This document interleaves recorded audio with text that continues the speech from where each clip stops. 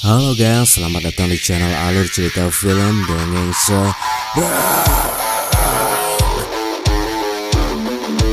Gimana kabar kalian? Semoga sehat selalu ya.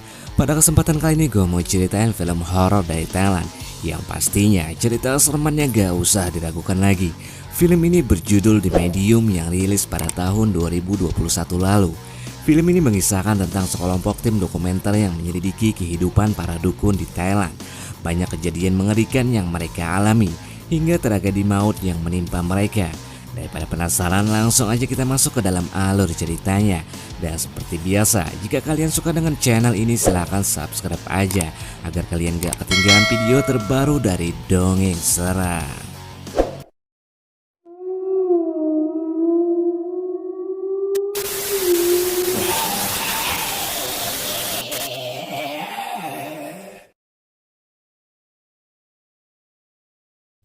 Pada tahun 2018, tim dokumenter berkeliling Thailand menyelidiki kehidupan para dukun untuk membuat film dokumenter. Setelah mewawancari beberapa dukun, tim memutuskan mengikuti keseharian Nim, seorang wanita yang dijadikan medium untuk roh bayan, yaitu dewa yang disembah penduduk desa. Penduduk desa tersebut mempercayai kepercayaan supranatural, mempercayai bukan hanya orang yang mati saja, tetapi juga semua yang hidup. Mereka mempercayai rumah, pegunungan, hutan, pepohonan, ladang. Bagi mereka semua adalah dewa. Saat diwawancarai, Nim mengatakan ada banyak jenis dewa di timur laut, seperti dewa penyembuh, dewa kekayaan, dewa leluhur, dewa keluarga, dan lain-lain.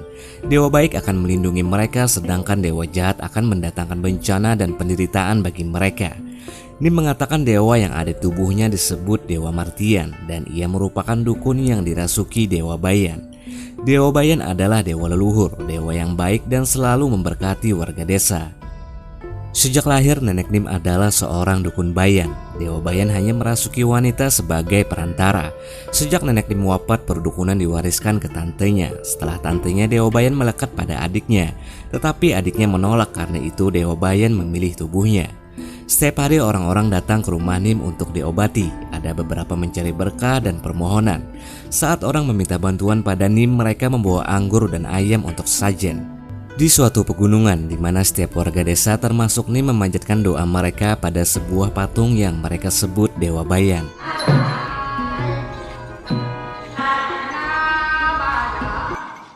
Suatu hari Nim pergi ke pemakaman Willow. Willow adalah suami dari adiknya yang bernama Noi. Sejak mengambil keputusan untuk pindah agama, keluarga Noi ditimpa berbagai kesialan. Kakeknya terbunuh, ayahnya bangkrut, putra sulungnya Mike meninggal karena kecelakaan, dan suaminya meninggal karena kanker.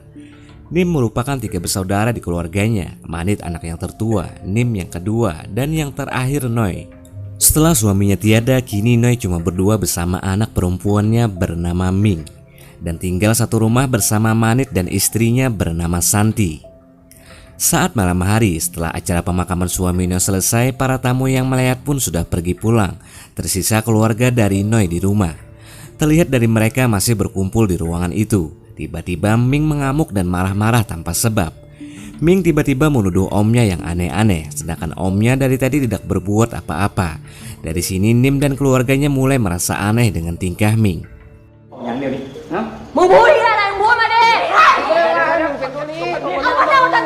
Setelah semuanya pulang, saat Nim mau tidur, ia melihat Ming sedang menatap seorang nenek buta yang merupakan tetangganya.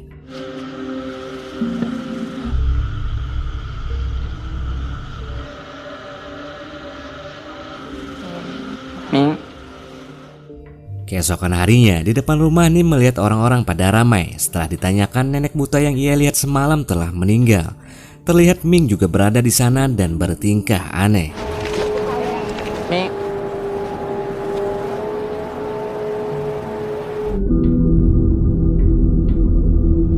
Ngerasa ada yang aneh dengan ponakannya, Nim lalu pergi ke rumah Noi. Dengan tanpa permisi, ia menggeledah isi kamar Ming, dan ia menemukan sebuah jimat yang bernama Wampataba.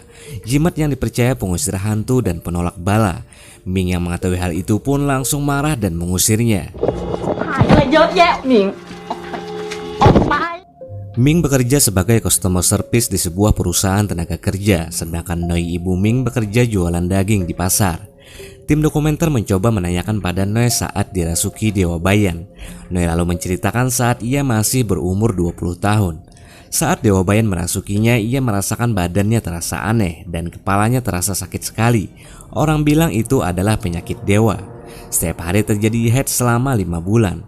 Tantenya juga mengatakan Noi harus mewarisi, tetapi Noi menolak menjadi seorang dukun. Hari demi hari Ming perilakunya sangat berubah. Teman dekatnya menunjukkan video kekanak-kanakan Ming kepada tim dokumenter.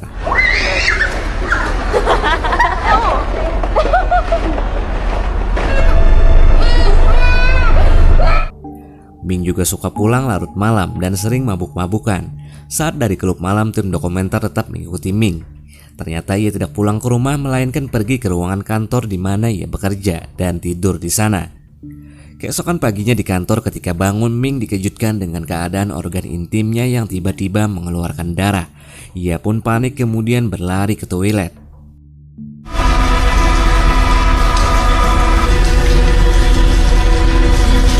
Saat di rumah, ibunya menanyakan apa yang terjadi tetapi tidak dijawabnya. Sekarang Ming sering sakit-sakitan, bertingkah aneh, berperilaku seperti anak-anak dan emosian kepada orang lain. Nim yang merasa khawatir mencoba mencari tahu apa yang terjadi, tetapi ketika Nim menanyakannya, tiba-tiba Noi datang marah-marah. Ia malah curiga kalau anaknya akan dihasut menjadi dukun.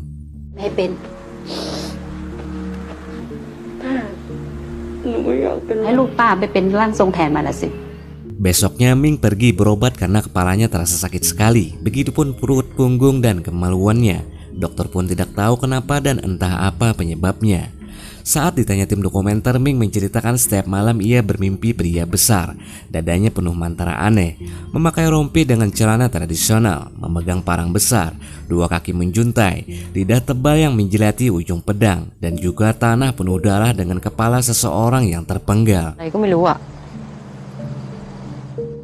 Suatu hari saat Ming sedang melayani customernya, tiba-tiba ia merasa pusing lalu meminum obat.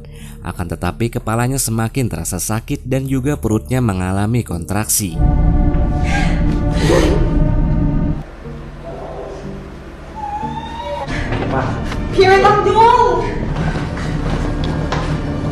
Saat kembali ke meja kerja, tiba-tiba sang manajer meminta Ming untuk ruangannya. Sang manajer memecat Ming lantaran Ming sering sakit-sakitan. Ming yang penuh emosi mengambil barang-barangnya di meja kemudian meninggalkan kantor tersebut. Keesokan harinya Ming tetap pergi ke kantor untuk bekerja walaupun ia sudah dipecat. Sang manajer yang melihat kehadirannya langsung menyuruh satpam untuk mengusirnya.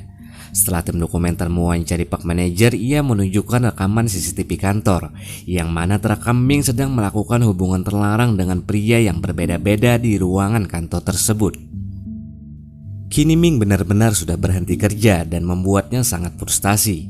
Saat di rumah, Noi dibuat histeris mendapati Ming tergeletak bersimbah darah di bagian pahanya. Di rumah sakit, Nim datang menjenguk. Noi lalu meminta kepada Nim untuk menolong Ming dengan melakukan ritual, karena Noi beranggapan Dewa Bayanlah yang selama ini merasuki Ming. Namun Nim mengatakan kalau yang merasuki Ming saat ini bukanlah Dewa Bayan. Kemudian Nim pergi ke rumah Noi dan meminta Manit untuk membuka pintu kamar Ming. Dalam kamar terlihat foto Ming bersama kakaknya yang bernama Mike. Di sini Nim menanyakan kepada Manit tentang kematian Mike yang sebenarnya. Ternyata Mike mati bukan karena kecelakaan, melainkan bunuh diri. Dan diketahui juga kakak beradik ini menjalin cinta terlarang. Dari sini Nim beranggapan penyakit Ming ada keterkaitannya dengan Mike. Keesokan harinya Nim pergi ke tempat di mana Mike bunuh diri. Dengan membacakan mantra-mantranya, tiba-tiba datang angin berhembus di sana. Lalu Nim berbicara, "Aku tahu kau mencintainya, tapi jangan bawa dia pergi." Di sisi lain, Ming yang tadinya dari rumah sakit sekarang dibawa Noi ke seorang dukun untuk dilakukan ritual, karena sebelumnya Nim tidak mau membantunya. Belum sempat menyelesaikan ritual, tiba-tiba Nim datang dan langsung menghentikan pengobatan ritual tersebut. Nim mengatakan pengobatan ini akan sangat berbahaya kalau ada roh lain masuk ke tubuh Ming. Di tengah percekcokan mereka, tiba-tiba Ming mengambil sesuatu dan memukul ibunya, entah apa sebabnya. Kemudian ia pergi berlari. Nim yang mengejarnya, akan tetapi sekejap mata Ming menghilang. Saat malam hari, Ming juga belum ditemukan. Semua orang mencarinya. Sementara itu Noi sedang dirawat di rumah sakit akibat dipukul Ming tadi siang. Noi lalu menanyakan keberadaan anaknya dan meminta Nim untuk menolongnya. Kata Nim, Ming bisa ditemukan dengan cara melakukan ritual, namun dengan syarat Noi harus menerima Dewa Bayan terlebih dahulu dan meminta ampun kepada Dewa Bayan. Jika Noi bisa pasrah, maka Dewa Bayan akan memaafkannya. Kemudian Nim, Noi, Manit mulai mengumpulkan benda-benda yang ada di kamar Ming untuk dijadikan bahan ritual. มันจะมีร่องรอยของพวกสัมภเวสี Setelah semua terkumpul, Nim kemudian melakukan ritual di mana tempat Mike bunuh diri. Nim masih beranggapan bahwa Mike lah yang berinteraksi dengan Ming. Dari siang sampai malam, Nim terus melakukan ritual namun belum mendapatkan petunjuk. Noi dan Manit pergi ke kantor polisi. Mereka mendapat info bahwa ada sebuah video dari sopir taksi yang melihat Ming jam 3 pagi. Setelah sopir taksi bertanya mau kemana, ia diam dan kemudian si sopir itu pergi karena ketakutan. Di hari berikutnya cuaca sedang hujan lebat di mana Nim masih melakukan ritual. Noi sangat khawatir sudah sebulan berlalu Ming menghilang. Keberadaannya belum juga diketahui. ยังไม่มีเบาะแสยังเลย บ้านเพื่อนมันทุกคนบ้านผัวเก่ามันทุกคนหนูตามหามาหมดแล้ว สิ่งศักดิ์สิทธิ์ทุกพระองค์ Ketika Nim kembali melakukan ritual dengan memecahkan satu telur, ia melihat isinya berubah berwarna gelap. Nim menyadari bahwa dirinya tertipu dan tidak ada keterkaitannya dengan Mike. ตายเดินมันหลอกมาตลอด Kemudian Nim pergi dan berhenti di sebuah jalan. Nim bermaksud melakukan pencarian Ming di tempat itu. Ketika Nim menerobos semak-semak, terlihat di seberang sebuah bangunan tua 5 lantai yang kelihatan angker dan seram. Nim kemudian menelusuri bangunan tersebut. Setelah mencari kemana-mana, ia menemukan Ming di sana dalam keadaan pingsan. Ming, Ming, Ming, Ming. Setelah diperiksa dokter, untung saja keadaan Ming tidak terlalu parah. Ketika Nim akan melakukan ritual pengorbanan lagi di patung Dewa Bayan, Nim dibuat terkejut melihat kepala patung Dewa Bayan telah terpenggal dari tubuhnya. Entah siapa yang melakukan ini.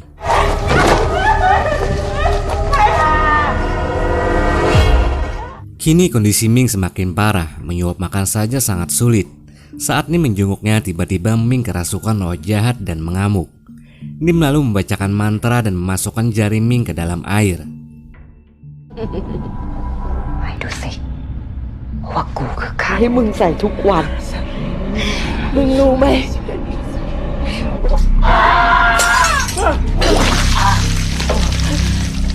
Demi keamanan sementara, Ming diikat di sana. Mereka kemudian pergi ke tempat rekannya Nim sesama dukun untuk meminta bantuan.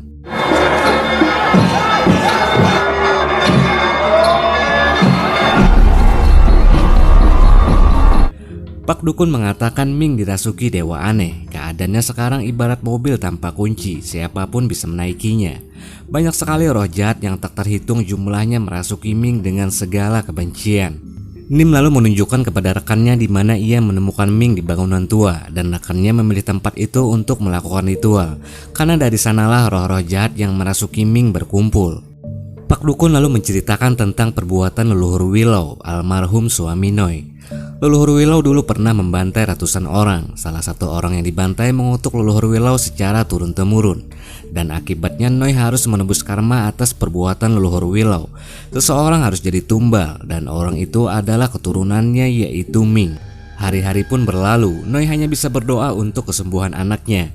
Setiap pagi rumahnya selalu berantakan akibat ulah Ming saat malam hari.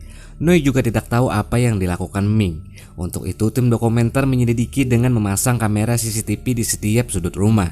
Pada saat tengah malam, di rekaman CCTV, Ming beraksi mengacak-ngacak isi rumah, membongkar isi lemari es, dan memakan seperti tingkah hewan. Ia juga mengganggu ibunya saat sedang tidur.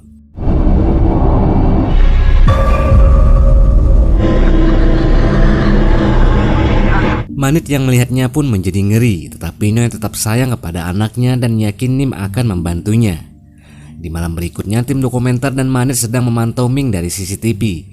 Perilaku Ming semakin menjadi-jadi. Kali ini ia memakan hidup-hidup seekor anjing.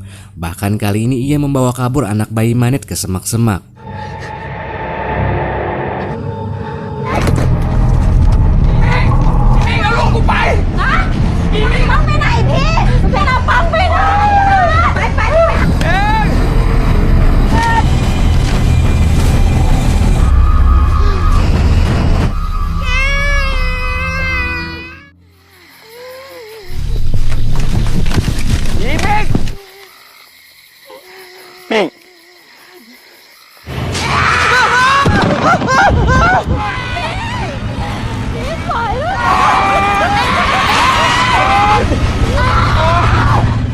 Keesokan paginya Noi pergi ke rumah Nim, namun Nim dipanggil-panggil tidak menjawab. Semua pintu rumahnya juga terkunci. Noi kemudian meminta bantuan tetangga untuk membuka paksa pintu rumahnya. Di dalam keadaan rumah Nim sangat berantakan, dan Noi dibuat terkejut ketika menemukan Nim sudah tak bernyawa. Tidak ada yang tahu penyebab kematian Nim. เป็นยังไงนิมยังตายพี่เห็นมันเป็นบอกป้าไม่เหลือใครแล้ว ถึงคำมืออื่นให้ตามที่กูบอกแล้วกัน Singkat cerita, hari ritual pun segera dilakukan. Pak Dukun dan murid-muridnya menyiapkan segala keperluan untuk ritual yang akan dilakukan di bangunan tua, di mana Ming pernah ditemukan. Yang menjadi perantara untuk pemanggilan roh jahat itu adalah Noi, ibu Ming. Singkat waktu, malam pun tiba. Semuanya bersiap melakukan ritual. Noi dengan kepala tertutup kain. Kemudian Pak Dukun membaca mantra dan diikuti oleh semua yang ikut serta dalam ritual tersebut.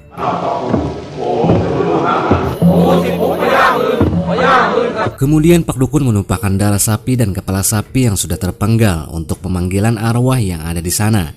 Tak lama berhembuslah angin kencang, pertanda arwah itu datang.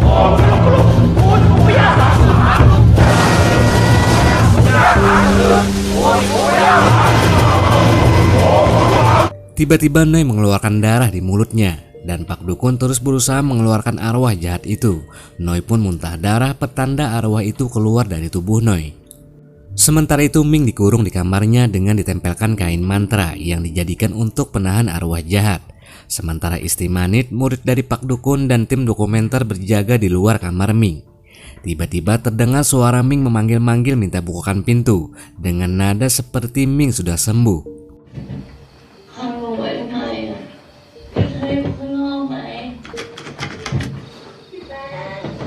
Ming!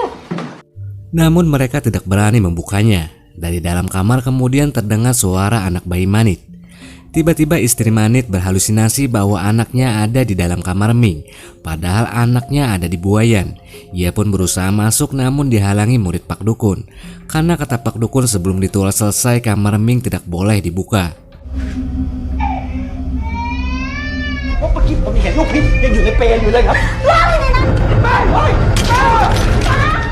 Pak Dukun tiba-tiba menghentikan ritual karena arwah yang telah dimasukkan ke dalam kendi yang ditutup rapat itu berhenti bergerak.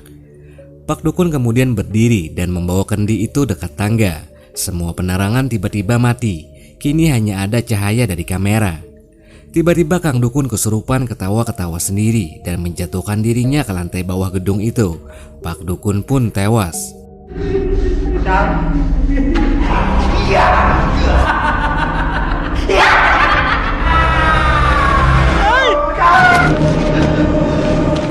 Kita kembali ke rumah Ming. Setelah istri Manit membuka pintu kamar Ming, ia kemudian menanyakan keberadaan anaknya. Akan tetapi ternyata itu suara Ming yang menyerupai anak bayinya. Lalu dengan cepat membunuh istri Manit dengan menusuk di bagian lehernya.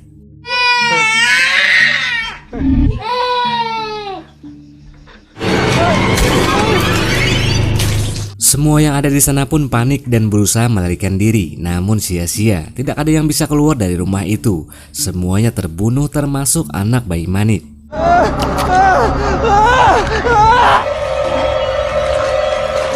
Sementara itu, di gedung tiba-tiba Noi berhalusinasi merasakan kehadiran Dewa Bayan yang akan membantu mereka dan memerintahkan semua yang ada di sana untuk melanjutkan ritual dengan mengumpulkan peralatan yang tersisa.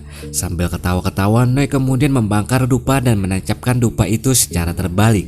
Lantas semua yang ada di sana merasa heran. Tiba-tiba semua yang ada di sana kesurupan roh jahat, terkecuali kameramen. Ada yang membenturkan kepalanya ke dinding, ada yang kejang-kejang. Manit pun juga ikut kesurupan dan menyerang salah satu kameramen, kemudian menjatuhkan dirinya ke lantai bawah.